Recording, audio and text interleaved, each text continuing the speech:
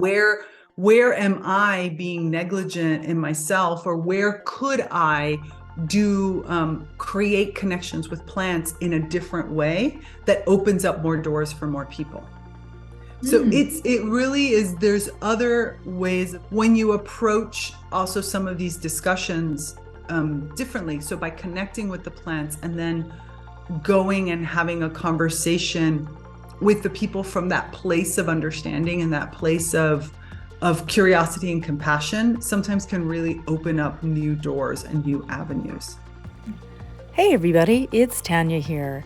Welcome to another episode of Women Working with Light, a series of interviews with women around the world doing what they love in service to themselves and to others. We are the healers, light workers, channelers, wayshowers, starseeds, artists, innovators, and so much more. My guest today is Tigrilla Gardenia of TigrillaGardenia.com. She is a nature-inspired mentor and leadership coach and one of the innovators behind the incredible magic of communication with plants and the devices that allow you to hear them sing their songs.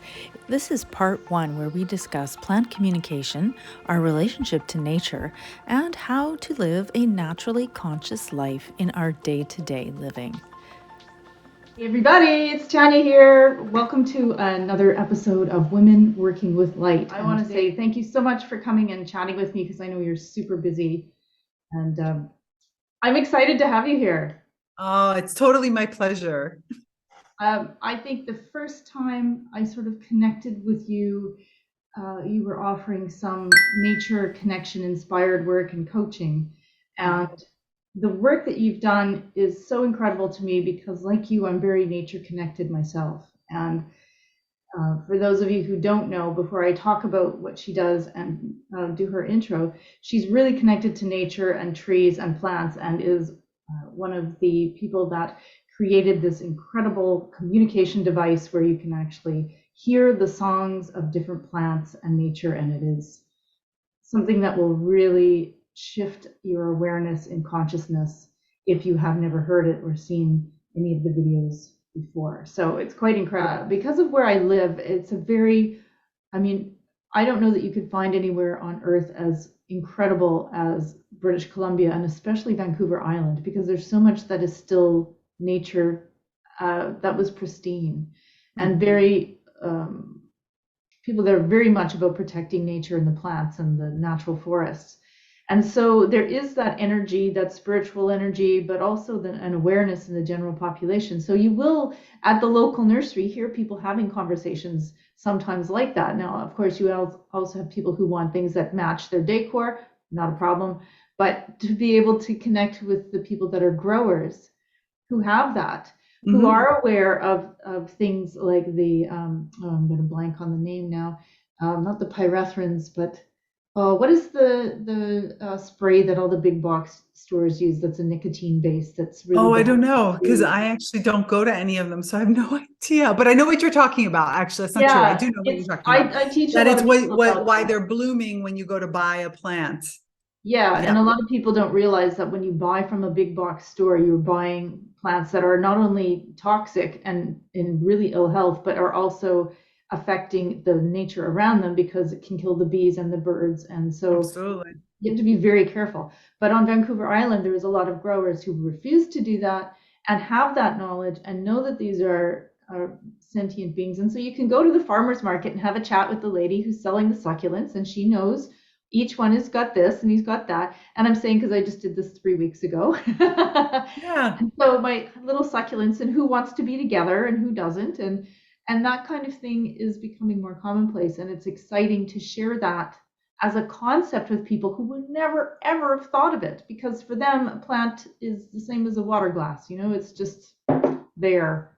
Right. You have to feed it to keep it alive, I suppose, but they don't see it as something that is a consciousness that you can connect with. Absolutely. And this is the reason why I founded the Naturally Conscious Community, which is my online community. And I created it going off of like the normal social media on its own platform, specifically so that we could have a place where we could have these conversations all the time.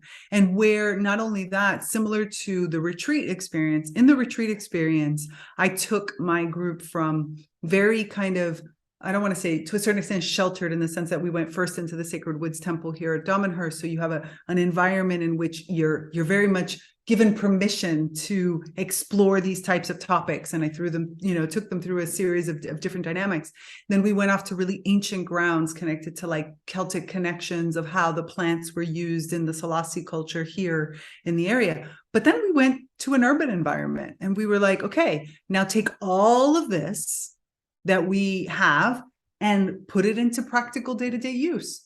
Here, have these conversations with these growers, not from a place, again, of judgment, but from a place of curiosity of like, what are you doing? And then when a person says something that you're like, well, how do you thought about this? Like one person was using, she was making jewelry with plants and small flowers and stuff in them. And it was interesting to hear the conversation, because it's very easy for you to think, oh, she's just being, aesthetics, and it's like, I'm going to force the plants to do what I need and whatever. But as the more that they would talk to her, the more they realized her relationship with the flowers and how she was helping the flowers energetically, and, not so much through pesticides or anything like that when they're blooms, and how she was working with them to like choose the blooms that would become encrusted into this. And so there was a relationship that was there. And only because we have this online platform where for years now they've been able to have these conversations in a safe space, could they go out into public and start asking these questions in a way that's not you're being bad to the plants, but it was more like, can you tell me what you're doing?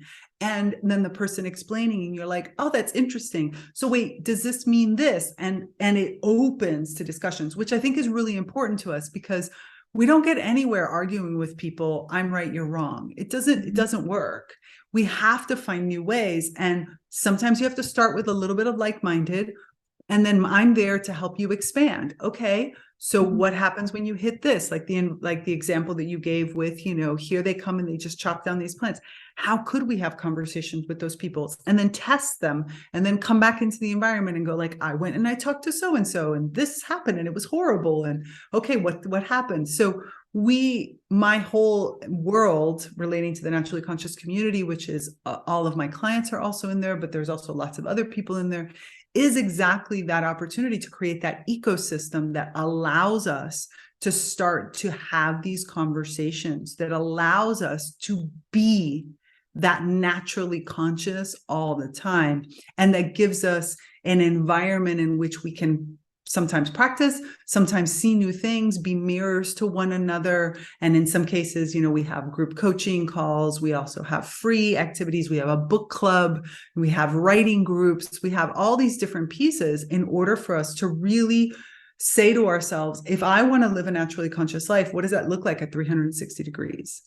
I like to think of it, and a lot of the people that are sort of our age group, those of us who have been on the planet, anywhere from 30 to 75 years, that we're like a bridge. So we're connecting the energy of spirit and the unseen, whether that is the sentient life around the earth or on or in the earth, or even those visiting the earth, with the earth itself. So we're like a bridge that does that connection. And I think many people that are in the spiritual journey who have that feeling of emptiness, and they're driven by these ideas of I have to have a soul path and I have to have a mission, and once I find my mission, everything's going to be okay. Sometimes it is really just a matter of finding that bridge connection. And then there is that sense of overwhelming, like I get it, but also that I belong. And I think that's one of the beautiful things about the plant kingdom and so much of what it has to offer. And even the exploration of those, I like to think of them as beings, because to me they're sentient beings. They're not just plants. But even recently, the discovery of the mycelium and how the mycelium works and is a communication network, and all of those others that were labeled as something other than plant life and disregarded, but they themselves have their own intelligence and sentience. And it is so exciting to see that bridge happening. And also because one thing that we both have in common is we have a background, mine not as in-depth as yours, but we have a background in science, logic, and working with computers and software and hardware. And so having that is a really wonderful access point to people who are maybe exploring spirituality. Maybe they're just waking up into it and they don't relate to it yet. You know, they're still kind of looking, waiting for the person in the white lab coat to tell them it's okay.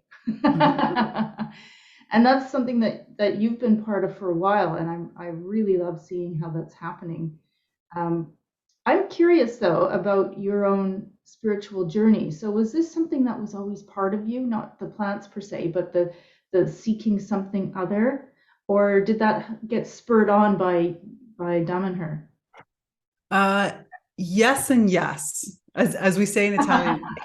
Yes, yes, yes. So in some ways, you could say I grew up with certain level of spirituality that was okay and acceptable and open. We weren't an extremely religious family, for example, but we were on the other side, my mother always loves to say, she studied every form of spirituality, of philosophy. She had gone through everything from, the Catholic Church to Santeria to metaphysics to Jewish schools. She liked to be informed, and then later in her life made an informed decision on exactly what path she was going to have. And so it wasn't unusual in my family for us to, I don't know, have the glass of water in the corner that was to purify something, or to go to somebody's house and have them do tarot, or to go do, I don't know, a homemade Ouija board, or even to go to church. So we had kind of a little bit of an access point. And when I was in my younger years, I kind of went towards, of course, the witchy and the more occult sides, and I explored it a little bit, but I didn't have anybody.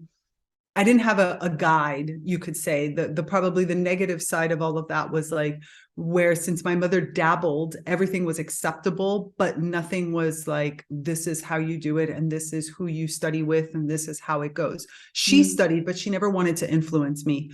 So I kind of played around with certain things, and then at some point I let them go, as many adults do, because I just didn't feel like I had a path. And then when I started to produce events, I entered into a community world, like a grouping of people that were way more in what we would consider like the mainstream spiritual, which at the time was very underground. And so here I started to hear terminology and words and people building altars before events and having, your altar in your house, and the cards kind of became, back into existence, and we were starting to produce. So it was really beautiful to be able to step consciously into that again. And then all of a sudden, as I stepped deeper into this grouping of people, I was introduced to the first of several mystery schools. And this particular mystery school sort of opened up. And the funny part is what you were just saying earlier. So I was somebody, because I had come from a tech background, because I had a more analytical mind, because I still believed, because the way I was growing up, but at the same time, I wasn't like, look, I'm just not going to follow things. That's just not my style. And my friend says to me, hey, I want you to meet my teacher, who happens to be getting her PhD in physics, in alchemy. Like, in other words, she was at the university, she was at a mainstream university in the US, getting her PhD in physics. And her angle was to prove alchemy, to prove the transformation of metals, and to work with the DNA of crystals and things like that, but in a PhD. And he was like, come just meet her. Come listen to this talk she's going to give.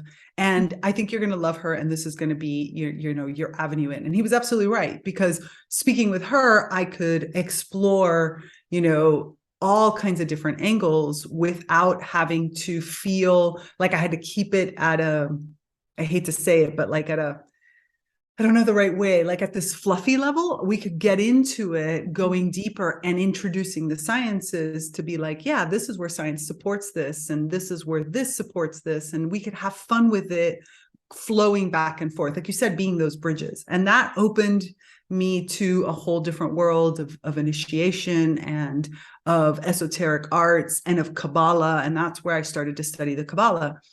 And that for me was my bridge. Like my map of the world is a Kabbalah. And even today, even as a Madame Hurrian, even as I've had different initiations into different schools, I've practiced, Western Hermetic magic, theurgical magic, alchemy. Like this is part of my life.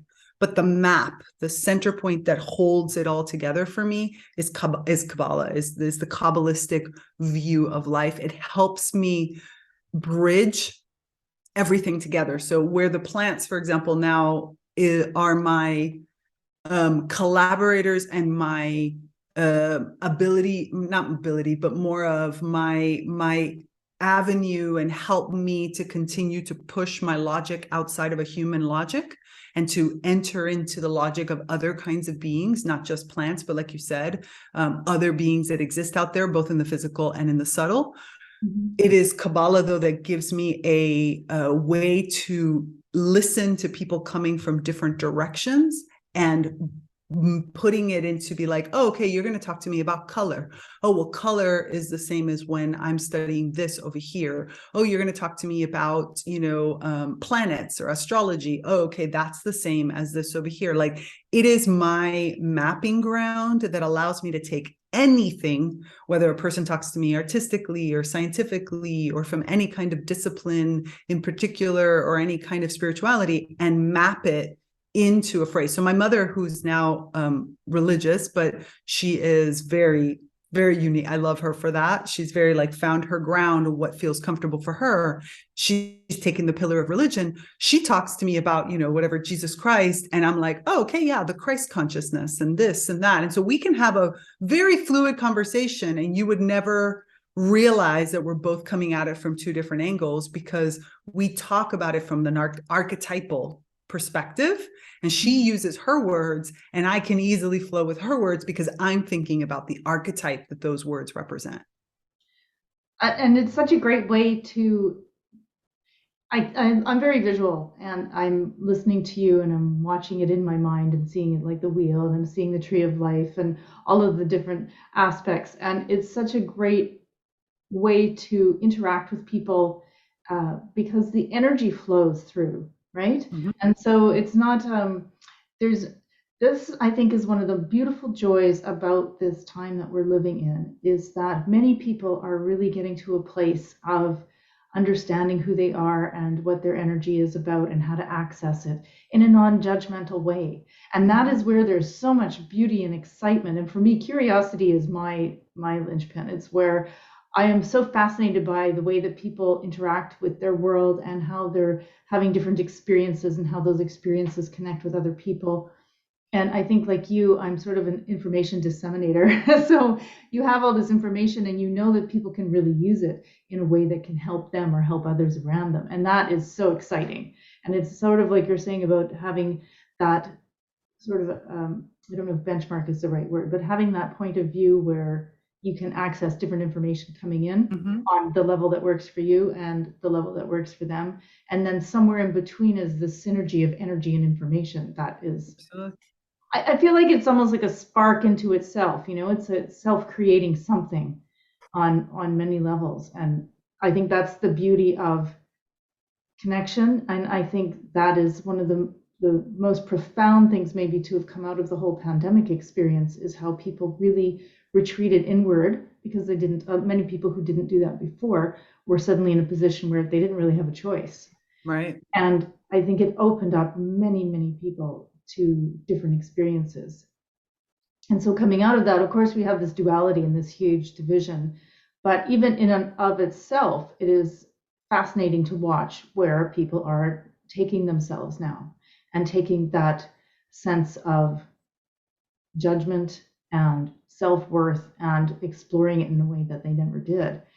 And I see that sort of anchoring into some of the work that you're doing, because you're bringing forth all this information at a time where before it was there and it was accessible, but I think maybe the audience was smaller, whereas now I think there's probably a lot more people that are like, wow, what is that about? That's really interesting. How on earth are the plants talking? Is this legit? Oh, it is. There's science behind it. Okay, that's all right. And the spiritual people are like, yeah, we knew that. Now we have the way to listen to it, which is amazing. So you had spoken earlier about students. So maybe share a bit about the work that you're doing and what you're teaching, or if you meant your plants, because I know that you work with them like that too. I do. So I'm a nature inspired mentor and coach, as you said earlier. So I work one-on-one with people and in groups, because I obviously spending so much time with the plants, if there's one thing that they taught me, and living in community now for so long, that it's community is the fastest way we evolve is when we evolve together. If we really want to evolve any trait, even things that drive you insane, the best thing to do is to have those mirrors around you. So I work primarily as a mentor and coach. And then I also teach. I teach plant communication, and I teach I tend to think of myself less as a teacher nowadays, to be honest, and more as a support and as a guide.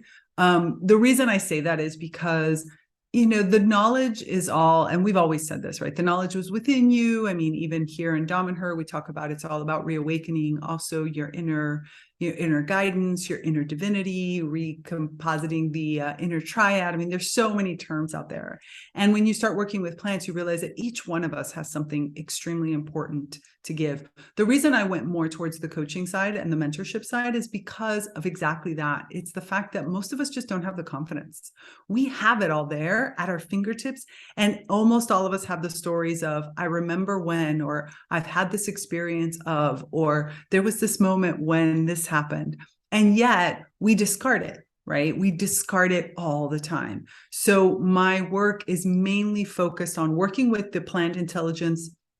I'm working directly with plants as my collaborator is, I mean, there's plants all around me. You can't see them, but they're all around me. But my big collaborator, spider plant, is up there. And I'm always looking up whenever I do anything. So I always have to tell people that's the reason I'm looking up, because spider plant is there. And that's my inspiration and my collaborator. But really working closely together with the plants and the people to help what I call reawaken your inner plantness, right? The idea that I can look at the world through a different lens. The idea that if I was to approach things a little less human and a little more nature, what would it be like? Because you can't solve a problem using the same logic that got you into it, right? Isn't that what Albert Einstein said? And so therefore, if I need to move forward and I want to evolve in a life and in a world that's different than what I have created up until now, then I need a new logic. I need a new way of looking at things. And I need something that is much more opening to me, that allows me to, like I said, activate those extra senses that I probably have, that allows me to not run away. Because if we think about it, one of the biggest detriments, we think it's a huge privilege, and it is, but it's also a huge detriment, is the fact that we as humans have legs. Plants being sessile, being rooted in place, means that they can't run away from their problems. They have to learn how to deal with them. They have to look at everything straight on and deal with it. And we instead have a tendency, metaphorically as well as physically, to just run away from our problems, like throw a stone and then get the hell out type of thing. Where instead, so when we start working deeper with the plants, where we start connecting and communicating, we realize that, wait a minute, I need to stop. I need to observe. I need to give myself time to process.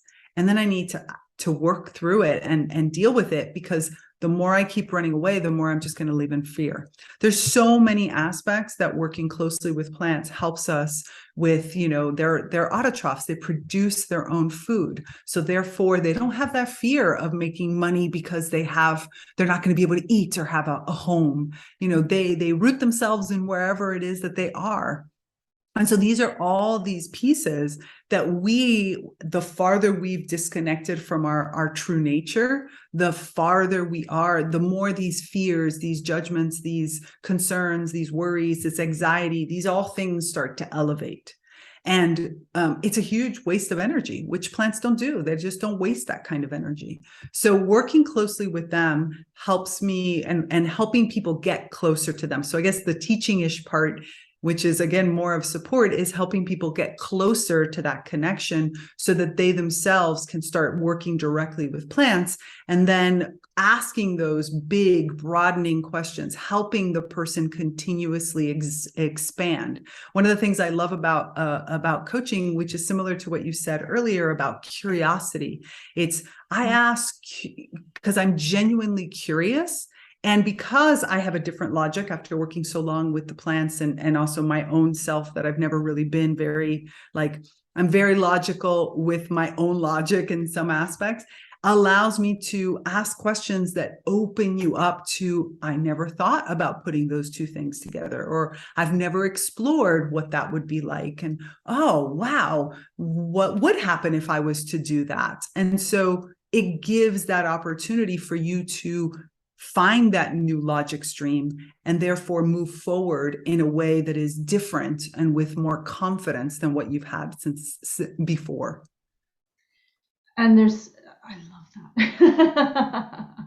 I think that is something that many people would benefit greatly from. And I've talked to people throughout my travels and my journeys, and that is a common thread, I think, for a lot of people is finding that place of self-confidence and learning to trust who you are inside and hear that inner voice, and knowing that there are so many helpers around us, especially not just of the spiritual world, which a lot of us get really focused on, right?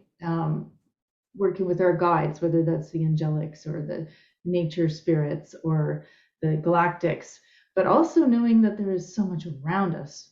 And the plant kingdom is vast. It's almost infinite, continually. And I think this will always be the way. There will always be new plants that are being discovered because plants themselves are morphing into different things and different areas. Right, which is such an important thing for us. We ourselves we almost have stifled our own evolution because we have labeled as human beings that things that happen different are disabilities, or they are something that are wrong or negative traits. There's all these different aspects of ourselves that when we look at the natural world around us, we think, and in some ways, we've even personified this into the divinities. We've personified divinities as being static and non-evolved. Like Zeus is who Zeus has been since the beginning of time. And it's like, you know what? That's probably not possible. Like, it's probably not possible. Zeus has to have changed. But the plant kingdom, because they don't follow our rules and they're not always they're not personified necessarily by what we as human impose on them, other than a few houseplants that unfortunately we keep them in pots. But, because they are able to show us what evolution would really look like, and the fact that we need to keep changing, and we're going to change into things we don't know, which is scary as hell. Mm-hmm. Scary, so scary. And so that's part of another thing that working with them could be really soothing and comforting, because it's that idea of mutation means more opportunities for new parts of yourself, not the negative things that we've been taught by, movies and by, labels and such. So this really working with the plants gives us an opportunity to accept ourselves more broadly, because again, a plant will look at any mutation, whether it's a new color that comes up or a new leaf shape or a new direction that they grow, as an opportunity for some new type of adaptation and a new way of interacting with the environment around. What if we looked at everything like that? Our own way? What if we looked at wrinkles as an opportunity to, our face to protect itself in a different way? Or if we looked at other aspects of our bodies and our ways of thinking and even physicalities or things as opportunities to explore our environment with different senses? This is something I'm really curious about your take on, because for people who are very sensitive and highly sensitive, as many people that are drawn to plants are, there is that tendency to anthropomorphize. But on top of that, or perhaps under that, is that ability to sense them. And unfortunately, where I live, again, there is a duality here. We have a very large healing community, but we also have a very stuck in their plugged in media kind of way community. And unfortunately, those in power here are really about beautification through topiary or green lawn. And so I'm watching these beautiful trees being felled. And it's, for me, it's very challenging. Where I live, especially, I used to call them the 11 sisters. There was these trees that were ironwoods, and I cannot believe that the people locally where I live decided to cut them down because sometime in the future they might lift the concrete with their roots. Right. And I fought to keep them, and my family members fought to keep them, and we had the botany guys out and we had the arborists out to prove that that was not going to be a problem because they were ironwoods and they don't root like that. But the people who were afraid took them all out. And Right. the challenge, and why I'm asking this question, because there is going to be a question at one point, is as a sensitive person, because for me, it really set me off. It challenged me on a lot of levels around hopelessness and the disconnection of humanity from nature and the duality as this was happening around 2013, when this was happening for a lot of people on different levels. It was just playing out in that way. But I went to talk to them before they felled them, and I had a communication with them. And when they were felled, I took a little piece from some of them with their permission. And afterwards, I actually went out with plant essence and asked if I could connect with their energy that way and just give them sort of a transition. But they're still there. The root system is deep, and they were taking care of each other for a long time. So when I'm looking out the window and I see this remnant of the forest, I know that their root system is still connected to the 11 sisters, even though they're very slowly dying, but that knowledge is still there. Mm-hmm. And the information is there. But the question is, for people that are very connected to plants, who are suffering on a deep level, when they see them cut or destroyed for no apparent reason, how do you, or can you, offer some ideas or perhaps methods on how to kind of get through that and see it maybe perhaps as the cycle of life as opposed to something that's more personal? Right. Yeah, you touched already on one piece of it that's extremely important, right? You had said their root systems are still there because even if they've cut all the way down to the stump, or you still have those root. Most of the time they don't go in and dig up everything and dig those root systems. We know from the research of several different people, including, for example, the Canadian Dr. Susan Simard, that there are, when you have stumps in certain areas, there are times where the forest around will actually nourish those stumps. So it will either keep the stump completely alive, or it will elongate the dying process. And from a scientific perspective, we're not 100% sure why. We tend to think there's like some information, there's some hypothesis around it. I've had several people in groups that I've guided here in Damanhur in the Sacred Woods Temple. I often take groups out to have different experiences with plants. And even when I do retreats or with my own clients and I go and visit them, we go out and we explore these types of topics because they are important to also help us understand the role of death and dying or of transitioning in our own groups, in our own family dynamics, and in our community dynamics from a human perspective. And what we have found more often than not is that many of those plants stay. So there's a few different pieces. One is that they stay alive a lot longer than we think they are in a different state. And they are kept alive as knowledge that they have gets transitioned out. So in some aspects, the life that was given isn't the knowledge of the life isn't lost. We also have to remember that from plants' perspective, death is a very different experience than it is for us. I mean, we ourselves as humans, most spiritual beings, not everybody, but believes in reincarnation. And yet we're still very much afraid of death. And it's like, wait, why are we afraid of death if we know that this is, I acquired something that I needed in this life, and now I'm leaving this life because I have acquired what I needed in order for the mission of my, of my soul, which is way bigger and way greater. So working with those plants in that way helps us better understand the life and death cycles that we live within a life and even within our own soul journey. And that's extremely powerful and a really amazing gift that can be given by actually going out and, like you did, connecting in when you see these types of things. So that's one piece.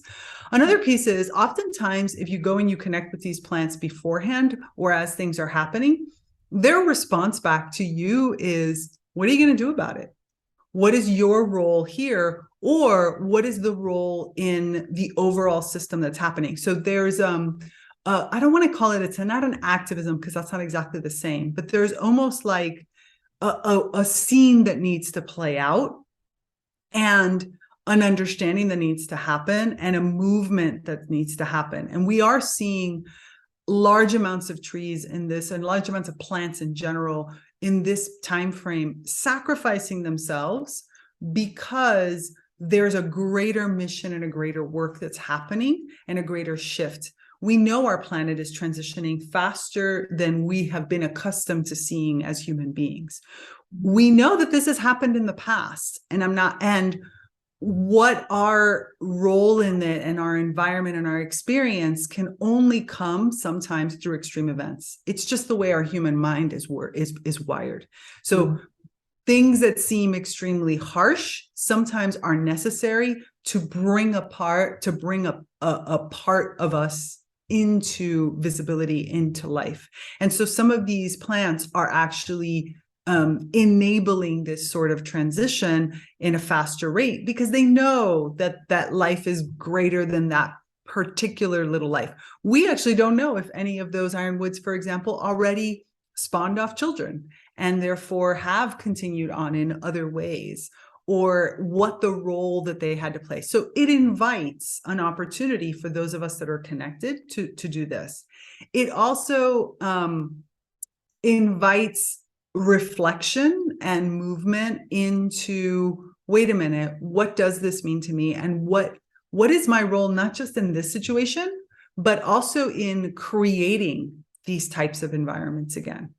Where am I being negligent in myself, or where could I create connections with plants in a different way that opens up more doors for more people? So it really is, there's other ways of, and trust me, I've had clients call me or write to me of, they're cutting down the trees right now. I don't know what to. So I mean, I've had these calls or like where we'll have a session and all of a sudden you'll hear chainsaws and the person's like shaking and I feel so bad for them. But also when you approach also some of these discussions differently. So by connecting with the plants and then going and having a conversation with the people from that place of understanding and that place of curiosity and compassion, sometimes can really open up new doors and new avenues. Mm-hmm. And for me, it was a really interesting experience for a lot of the reasons that you were saying. And also it was a personal reflection for me to take a look at what is it that's giving me that spark that is giving me so much, as I used the word before, so much suffering, because I believe we create our own suffering, because I tapped into that pretty hard. I've always had a connection with trees. I've always felt their energy. And that, for me, it was really about hopelessness because they are rooted. And it was also about the disconnection and the grieving of the humans disconnected from nature to that point that they don't know what they're doing. Right. And because it's different than, for instance, fire. A lot of people get really upset about the forest fires. For me, I don't, because I know it's cyclical, it's required. There are many plants and even animals that require the fire to progenerate or to keep their life system going, to create, to evolve. For me, it was the fact that it was out of sync with nature. Right. That for me was the disconnect. Absolutely. And I mean, it's fresh because I just saw this again 2 days ago on my local walk, and it's the doing it for aesthetic. That was where my challenge is. It's one thing because there's illness in the tree, or it's a harm because it will eventually fall, but taking out a 400-year-old tree because you don't like where it's sitting in the yard, that's challenging for me. But that's, for me, that was my, hey, here's a great opportunity to look at the judgment. Absolutely, absolutely. And it is difficult. I mean, we can't just deny that there is this massive still disconnection, and we are starting a trend like you had mentioned earlier when you were saying about the Instagram sort of like all the plant like house plant people now who are coming up. And it's still they're still just walking through a little bit of the doorway because they're going to go through aesthetics first. And unfortunately, that's for many people the first path. And aesthetics has its risks. I mean, I remember we launched to the Music of the Plants at the Chelsea Flower Show. And anybody who is a massive plant lover, do not go to a big flower show if you love plants as persons, because they're not treated as persons. Or for example, I just had a retreat here at Damanhur, and we had a lovely group that came, and I took them to a flower show, kind of a different level of flower show in Turin.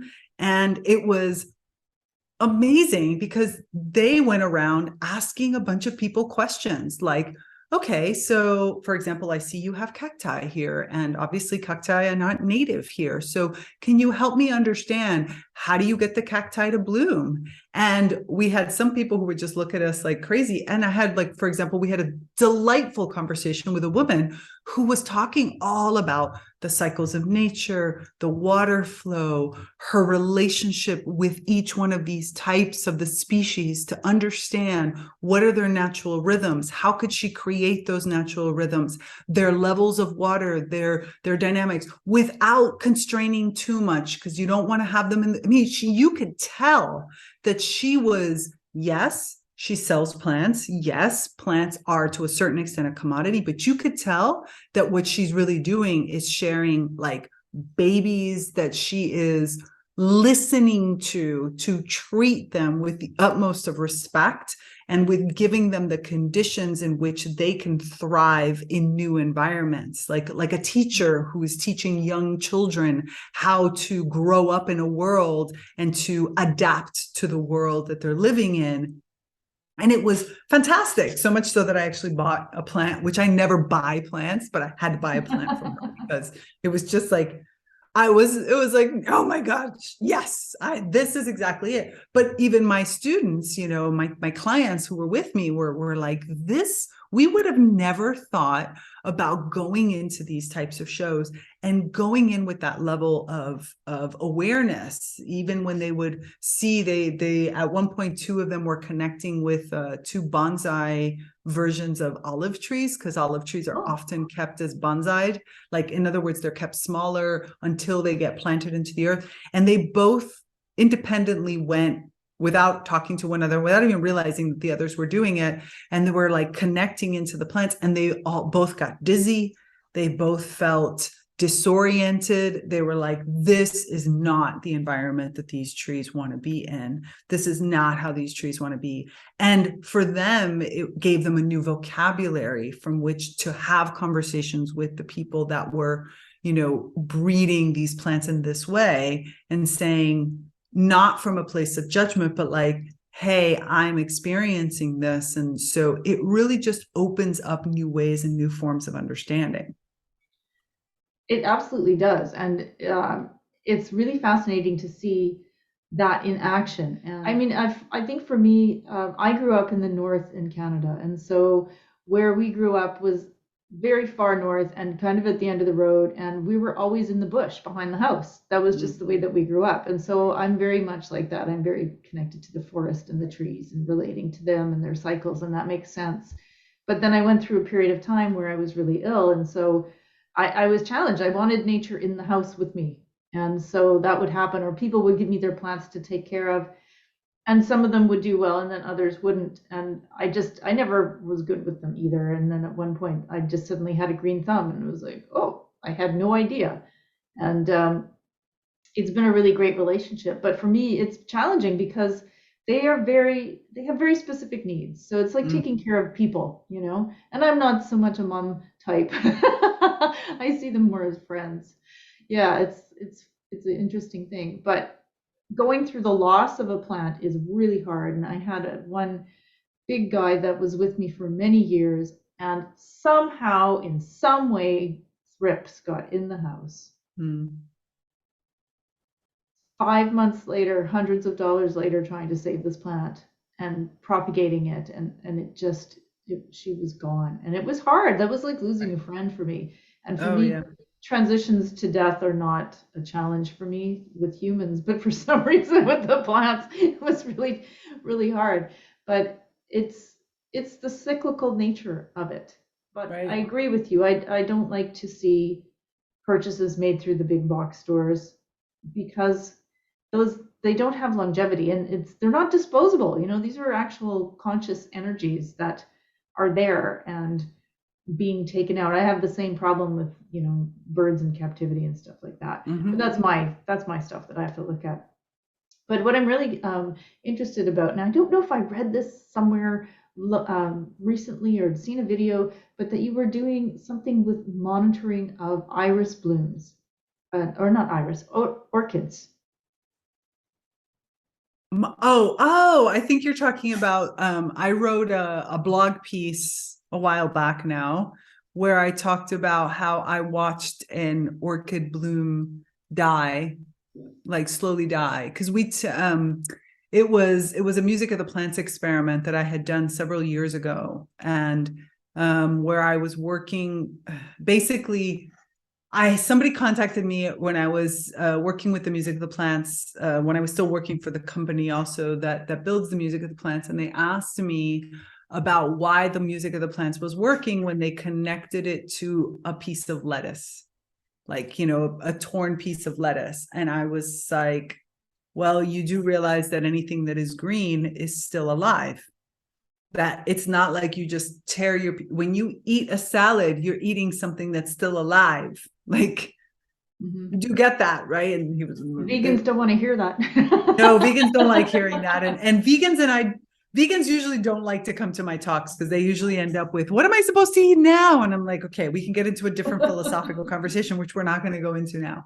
Anyway, so but he brought up a great point to me, which was about the death cycle and how we tend to think of it as, you're alive and then you're dead. But of course, for the natural, as a matter of fact, speaking of the Pacific Northwest, in Seattle, at the Seattle Sculpture Park, there is an exhibit or a piece of art that's actually a tree, a downed tree that is slowly decomposing. And slowly, over the course of probably 50 to 60 years. So they've built this sort of kind of strangely openly closed enclosure where you have this big giant tree and all of the other kinds of plants and insects and things that are of course being nourished as this tree slowly dies. So the tree, even though it's a down tree, has still in some places green leaves that are coming up, and in other places it's completely dead. They're completely dead. So he has this whole piece connected to this. So I started to think to myself, and it's like, I don't think I've ever consciously walked through the death cycle where I wasn't feverishly trying to save the plant, like you mentioned earlier, like a house plant. And we had an orchid in the office at the time. And so I asked whether I could use an orchid bloom as part of this experiment. So what I did was I connected the music of the plants to the orchid bloom as the orchid bloom slowly died, as it went from being completely alive, as this orchid bloom then moved into its transition. And it was very eye-opening from an emotional perspective to hear the music change over time, to hear how the frequencies were different. It was very powerful. It was an experience that I'm glad I did. It was hard for me because I don't actually cut flowers or do things, so I had to find the way, and then eventually the bloom did fall, and then I had to find a way to make the device still work. And it was an interesting experiment on many different ways. That would be such a teaching experiment. I'm just thinking how valuable that might be, or the I don't want to say results because I know you didn't do it like a science experiment, but the sort of the outcome for you on an emotional level plus the logical level for those that are studying transition. So, you know, like Absolutely. doulas or people that are working in palliative care, how much information there would be that would be of value to them, because there is, of course, you know, the dying process is different for all beings, but there is still that, you know, the golden thread, like you were talking before about how every experience there is that thread that runs through it. There would be such incredible teachings in that. Absolutely. And especially because even as humans, I mean, depending on your philosophy, for example, from the Dhammaharyan philosophy, you know, it takes the body 70 days, your soul, to slowly separate out from your body. So there is a transition that's happening from a physical perspective, like you said, like palliative care, and or even whatever kind of, you know, death process I'm going through. And then there's the process of the soul kind of separating out and going off on its path. And so there's so many aspects. And I think that was part of what going back to the change of logic and listening to the plant go through this transition and reminding me of this exhibit in Seattle, was that understanding that these transitions are exactly that. They're slow transitions, no matter which way you look at it. And they are changes of states, and they're changes of consciousness, and how valuable it can be when I give myself that space to recognize that and to embrace it. I'm here in Damanhur. Death is a very important part of our process, and something that I remember coming here, and part of that experiment was, and you can read it in my blog from my website, but it was part of that experience was also to help me with my own relationship with death. And I remember that when I got to Damanhur, I started to speak to some people who had, you know, maybe family, loved ones that had transitioned over, and everybody had such beautiful stories about the experience because of our faith, because of the way that we look at things, because of the way that we understand the sort of spiritual cosmology of stuff. And then feeling it and experiencing it through the plants gave me a way to like click something different in my mind, to give myself a new appreciation of not just life, but the appreciation of what is even the value of death. Mm-hmm. And it, like the communication with plants or the communication with animals or the new facets of awareness that are happening, is again something that many people are beginning to see as an option to embrace, and not something to be so afraid of. Of course, we all experience through our own field of vision and our own energy, but to see that there are now options and that people are understanding you don't have to be in that level of fear. You don't have to be in a hospital bed dying by yourself and trying to understand what's happening around you, that there are different options. And to see that the plants are teaching us that through the observation is phenomenal. And I always think of it when I walk through the forest and I see the nurse logs, where you have the old one that is very slowly dying in her own process, and then the new ones that are coming up out of that. And you can actually, if you stop and connect with that energy, and for those of you who don't know what I'm talking about, there's often in the old forest, the stumps will start to decompose, and then the seeds from the other plants or even the original plant will grow up through that log and use that log for its nutrient. But there is also the transfer of its knowledge that is coming through, and also as you were saying before, like I don't know what the exhibit is in Seattle is. I'll have to find a link to it and put it in the video for check out if they want.